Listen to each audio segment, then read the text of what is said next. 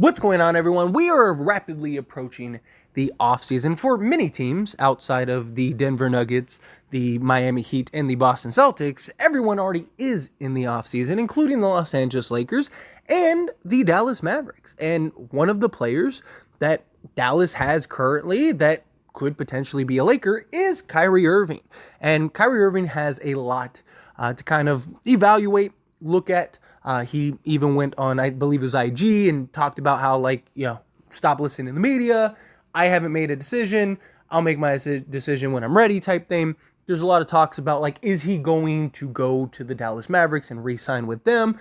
Dallas, made the trade for Kyrie in the hopes that him and Luka could maybe do something together, get Luka Doncic another star, a guy that could take a lot of pressure off of Luka and deliver. And Kyrie Irving is a guy that's more than capable of that. So far, it hasn't really worked out for them, but he is a guy that if they can figure it out, could have a real impact on that roster. But of course, Kyrie Irving and the Los Angeles Lakers are going to be forever linked as long as Kyrie has a potential to leave, right? You saw it with the Nets last year. You're seeing it with the Lakers and the Dallas Mavericks this year. And until Kyrie either signs a long-term deal with the Dallas Mavericks or with the Los Angeles Lakers, then this speculation is going to continue to go on. Thing is, we are getting some information from Dallas's side of things that could definitely have an impact for Kyrie Irving as well as the Lakers. Now, the problem that the Lakers have in the pursuit of Kyrie Irving is he would hard cap them if they made a trade, which essentially means you're losing just about everybody. Now, there are possibilities that the Lakers could sign Kyrie Irving as well as keep Austin Reeves and maybe even Rui Hachimura, but it's really you need so many factors and so many variables to come into place. You'd need Kyrie to take a significant pay cut. You'd need Austin Reeves to take a significant pay cut. You need Rui Hachimura to take a significant pay cut, which both of those guys, this is their first big payday. And so are they really going to be willing to do that just so the Lakers could go get a Kyrie Irving when they could go get max money elsewhere, right? They're so young. They want to, get paid. They want to get their bag, which is completely understandable. I could see Kyrie taking a bit of a pay cut, but I don't see him taking some huge significant pay cut. And the Lakers would basically have to renounce the rights to everybody in order to free up the cap space to sign Kyrie, but Kyrie would still have to take a pay cut. So the only real avenue to Kyrie Irving would be a sign and trade. Now, reports say that the Dallas Mavericks do not intend to give Kyrie Irving the max. There are some reports that say otherwise, but the ones that have seemed to kind of get things right with Kyrie Irving and the whole situation, even some of the people that said Dallas was going to go after Kyrie to begin with, they've even relayed that hey, they're probably not going to give him the max because the market isn't really favorable for Kyrie Irving. And if Kyrie decides I don't want to stay in Dallas if they're not going to give me the max, it is now coming to light that Dallas is not going to help Kyrie Irving through a sign and trade elsewhere. So per reports, this was a report that came out that basically stated, that Kyrie could re-sign, and if he chooses not to re-sign, that the Dallas Mavericks aren't going to assist him, as well as, the speculation with the Lakers, right? Okay, Lakers are an option, so therefore Kyrie Irving's going to want to go to the Lakers. And so this little snippet where it says, that hasn't stopped the speculation for Irving, who could be heading to the Los Angeles Lakers partially or potentially as part of a sign and trade transaction. However, the Dallas Mavericks have no plans to assist another team in acquiring Irving. So again, Dallas does not want to do a sign and trade. So here's the thing.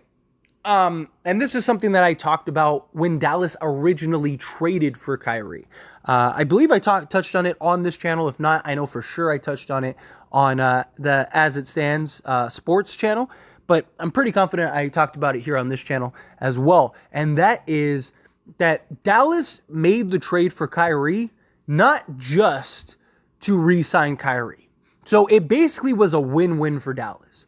Dallas didn't really have to give up anything. They gave up peanuts to go and acquire Kyrie Irving. Now, some people might look at it and go, well, they gave up like Finney Smith, right? Like he's a very valuable piece. Yes, but they were going to have to pay him. The Dallas Mavericks are kind of in a bind financially. What them trading for Kyrie did is it gave them a star that if it works out, they could re-sign.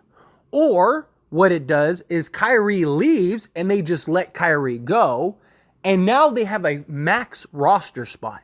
That is correct. Dallas, if they don't re-sign Kyrie Irving, will have a max roster spot. That is probably why Dallas does not want to work out a sign and trade. So, for example, let's stay with the Lakers.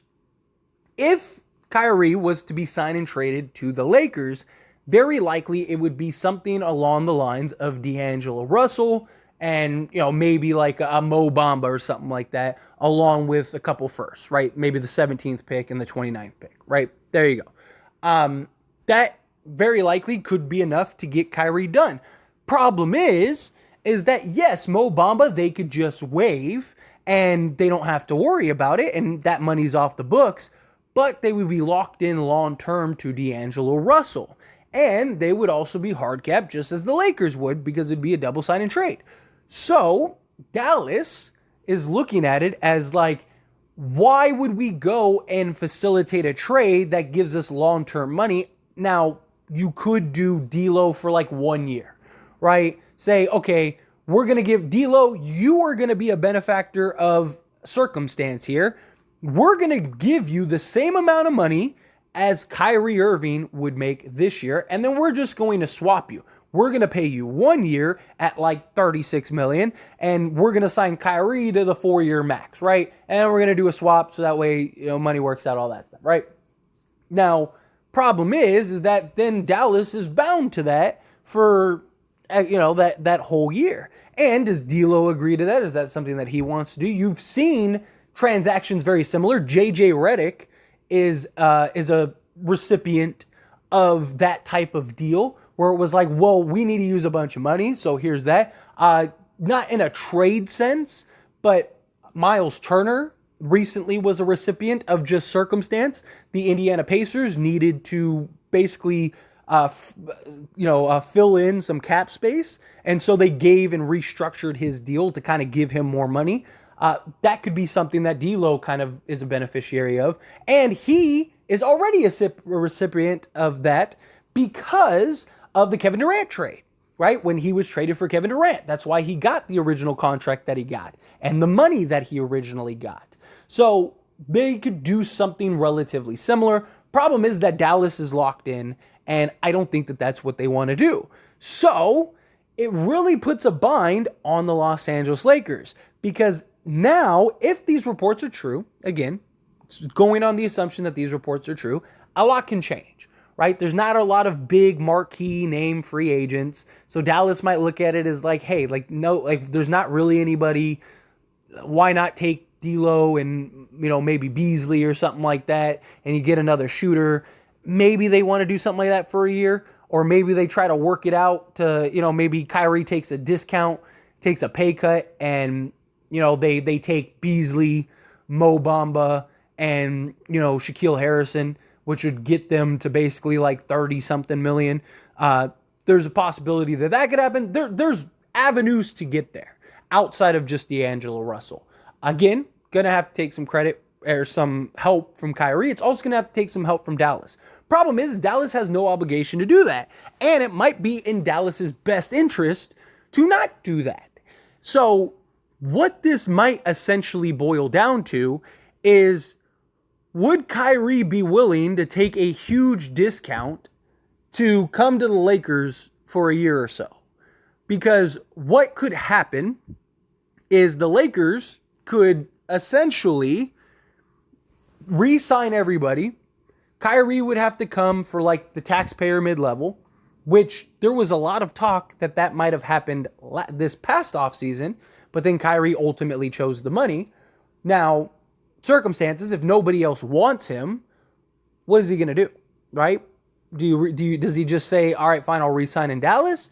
Or the alternative is Kyrie Irving could go sign with the Lakers on a taxpayer mid-level, Lakers would sign him. Then next year, not this year coming up, but next year, LeBron James has the ability to opt out of his contract, and then they'd also have Malik Beasley and Mo Bamba and several other guys' contracts fall off. They would actually have enough money with LeBron James's help to re-sign Kyrie Irving. So Kyrie would essentially have to come to the Lakers for a discount for 1 year, and then he could get his money the following year if it works out. Problem is, if it doesn't work out, that could be the end of Kyrie's career, and I'm sure that he knows that. So I might go in depth on that point, period, like that specific point about Kyrie taking that discount, because I do think that's worth a video in and of itself. But this is not good for the Lakers in the hopes of Kyrie Irving, because that's literally the only way that you can go and get Kyrie Irving and not lose everything is via sign and trade, right? Again, a lot of factors. Austin Reeves would probably have to take a discount. Rui Hachimura would have to take a discount, and Kyrie would have to take a significant discount. But if Kyrie's not getting the max from Dallas, like let's say Dallas wants to pay him $25 million, would Kyrie take $20 million a year? Take an extra $5 million discount to go to the Lakers? That I think might happen. Like if his market is only like $25 million a year, right? Then I could see Kyrie saying, well, like if I'm only going to get $25 million playing for like Detroit or whatever, I might as well go to LA and take 18 to 20 million, and I'll make that back in endorsements and all kinds of stuff, right? That could be the incentive. LeBron also could help a lot.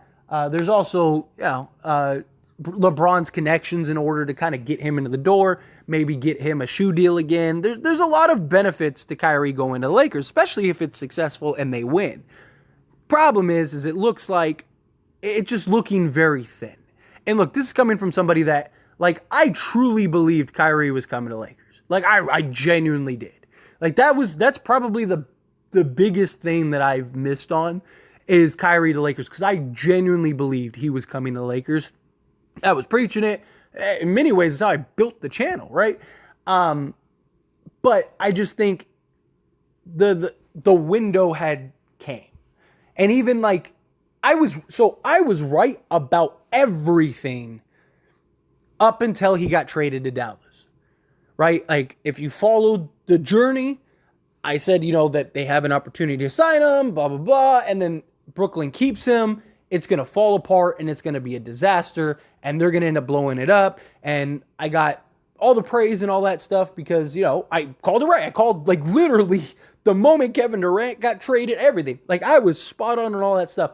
The one thing I didn't see coming was Dallas trading for Kyrie, because Dallas said, we absolutely do not want Kyrie. They publicly came out and said that. So I was like, oh, that's it. It's the Lakers and that's it. And I really thought the Lakers were going to get the deal done until Joe Tsai was like, I'm not giving Kyrie what he wants, trade him elsewhere. And Dallas was able to get him for a bag of peanuts. And that is where I think the whole Kyrie to Lakers train basically derailed. Because I don't think Kyrie is going to, Kyrie, I believe, wants the Lakers. Kyrie, I believe, wants to contend. And I believe he wants to reunite with LeBron. I don't think he's willing to do that for a $30 million discount, because he had the opportunity to do that last offseason and he didn't. He chose the money. I could see him choosing the money again. So it's just, it's pretty interesting. So anyway, like I said, I'll probably do a dedicated video on Kyrie and him maybe going that route, because that is a possibility. So we'll have that discussion and whatnot. But I wouldn't get your hopes up on Kyrie. I just think it's too complicated. There's too many obstacles, too many hurdles, too many things that have to go right, too many pieces that have to compromise for the sake of compromising. And it's like, if you're Austin Reeves and Rui Hachimura, and this might be your one opportunity to get a real bag, are you turning that bag down? No, you're not. Nobody is. And anybody that says like, oh, I would, you're full of it. If you had a real opportunity to get, because like Rui and Austin Reeves wouldn't be able to just, it's not like as simple as like, hey, instead of making, 25 million a year, you just got to make 22 million a year. No, it's like, instead of you making 25 million a year, we're going to pay you like 13 million a year. That's a huge, substantial difference, especially when you take into account Los Angeles and the tax, which is like nearly 50%. Like, it's just, you're talking not just like a 10 to 15 million dollar discount that everyone would have to take. You're talking about essentially a 22 million dollar discount when you equate taxes and everything else. It's a big difference. Big difference. But anyway, as always, this is a discussion, so I pass the question on to you. Let me know your thoughts and opinions down in the comments below. What do you think? You disappointed or you not? Do you still think that Kyrie finds a way? However you feel, whatever your thoughts are, I'd love to hear it. Let me know.